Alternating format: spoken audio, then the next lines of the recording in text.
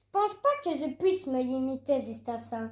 Être un petit peu tout, oui, mais être juste quelque chose, je ne pense pas.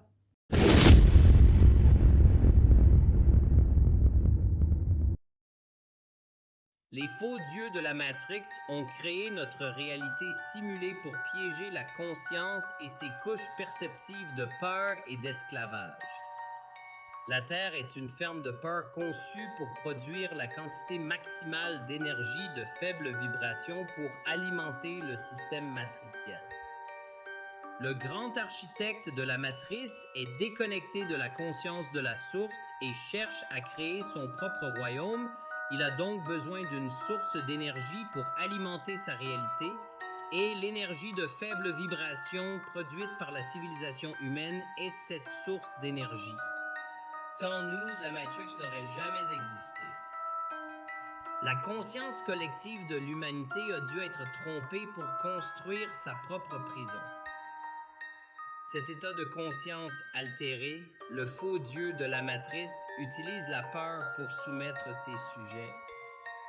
Il est si éloigné de l'amour et de la sagesse de la conscience de la source, si obsédé par la quête du pouvoir qu'il ne peut raisonner qu'avec les états de faible vibration, de la peur et du chaos. Il doit donc manipuler les êtres humains pour produire la même énergie de faible vibration parce que vous ne pouvez absorber que des énergies compatibles avec votre propre état de fréquence. Maintenant, nous pouvons enfin comprendre pourquoi ce monde est empli de guerres sans fin, de conflits, de pauvreté, de famine, de privation, de douleur et de désespoir. Cette force maléfique se nourrit de cette énergie.